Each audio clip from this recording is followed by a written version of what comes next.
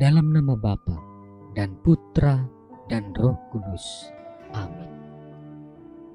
Allah yang Maha Kuasa, Engkau telah memberi kami sabdamu sebagai lampu penuntun langkah kami dan obor penyuluh jalan kami.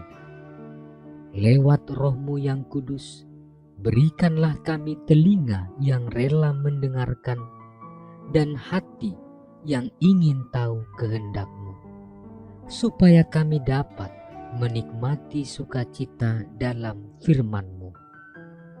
Dengan pengantaraan Kristus Tuhan kami, yang hidup dan berkuasa bersama dengan Dikau dalam persekutuan Roh Kudus, Allah sepanjang segala masa. Amin.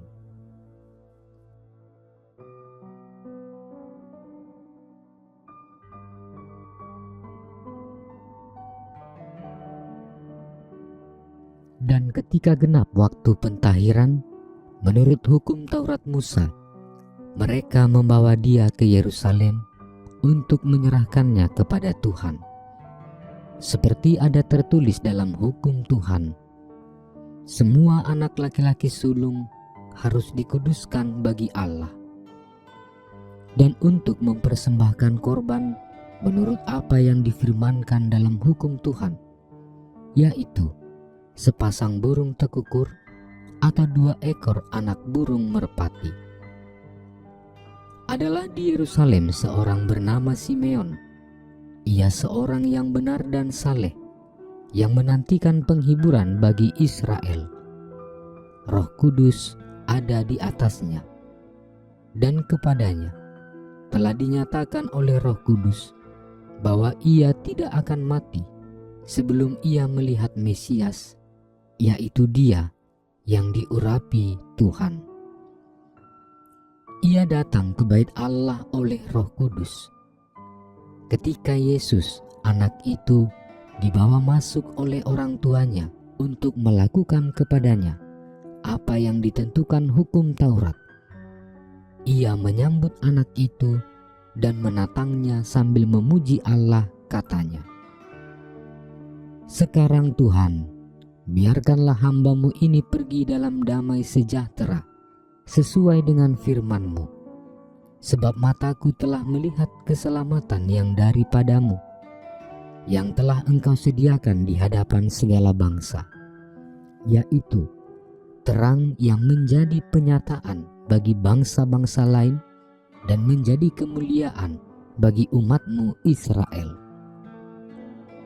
Dan bapa serta ibunya amat heran akan segala apa yang dikatakan tentang dia.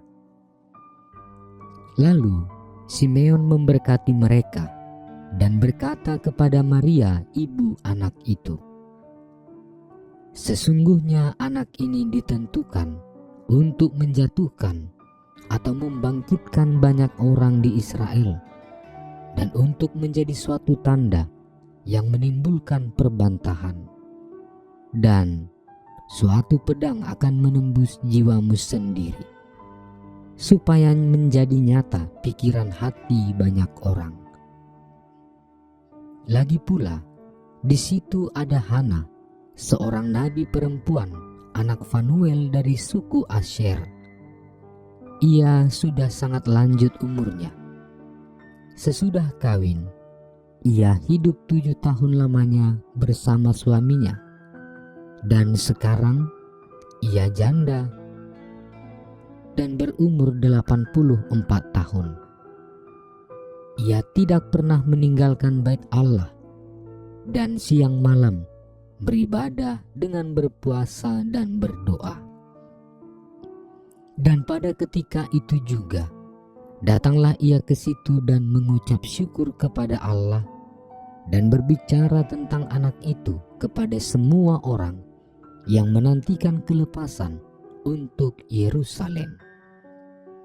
Dan setelah selesai semua yang harus dilakukan menurut hukum Tuhan, kembalilah mereka ke kota kediamannya, yaitu kota Nazaret di Galilea. Anak itu bertambah besar dan menjadi kuat, penuh hikmat dan kasih karunia Allah ada padanya. Demikianlah sabda Tuhan. Saudara-saudari terkasih, setiap tanggal 2 Februari, Gereja Katolik memestakan Yesus dipersembahkan dalam Bait Allah. Dasar perayaan ini berangkat dari ketentuan hukum Musa yang terdapat dalam Kitab Keluaran 13 ayat 2, yakni setiap anak sulung laki-laki harus dipersembahkan dalam Bait Allah.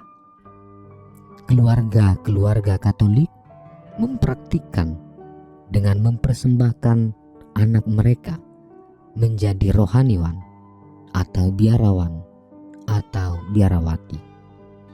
Tentu beberapa keluarga lainnya mempersembahkan diri dalam bentuk persembahan-persembahan fisik atau menjadi pelayan, sukarelawan, dan persembahan rohani berupa doa-doa dan devosi.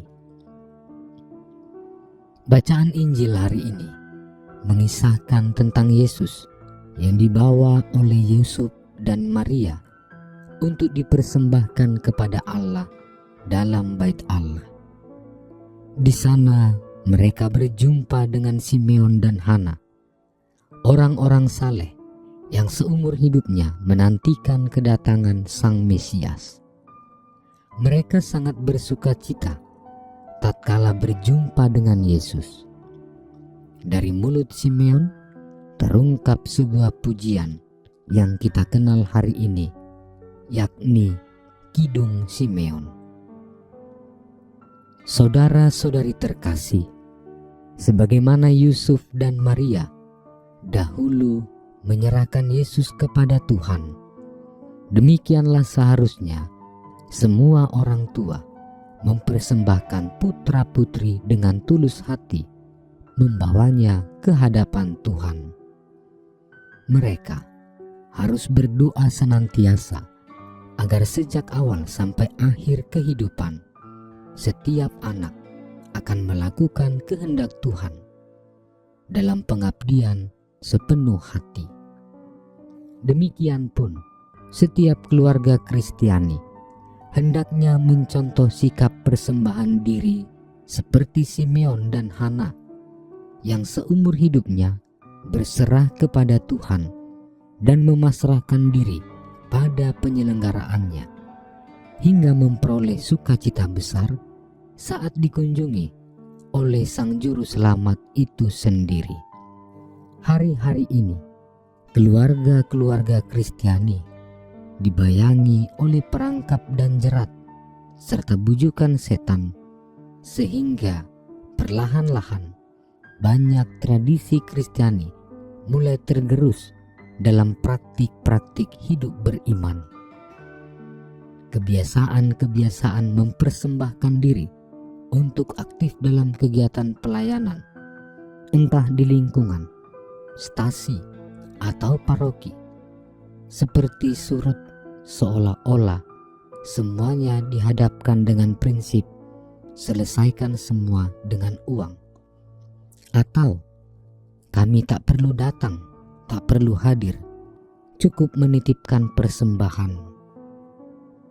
Apalagi kebiasaan berdoa dalam keluarga, datang ke gereja bersama keluarga, duduk bersama dalam gereja sekeluarga, atau merayakan hut perkawinan dalam perayaan Ekaristi, memberikan derma, dan lain-lain, juga sudah mulai surut dan mulai dianggap tidak penting. Marilah kita mempedomani Yusuf, Maria, Simeon, dan Hana yang mempersembahkan seluruh diri, baik material maupun rohani, ragawi, dan batinia. Tuhan memberkati. Tuhan Yesus, kami sering jatuh dalam perangkap setan sehingga abai untuk melakukan hal-hal baik seturut tradisi dalam kekayaan Gereja Katolik. Ampunilah kesalahan kami teguhkanlah iman kami, agar selalu mengandalkan Engkau dalam sikap-sikap mempersembahkan seluruh diri kami, dan apa yang kami miliki kami berikan kepadamu melalui pelayanan dan kebaktian hidup kami.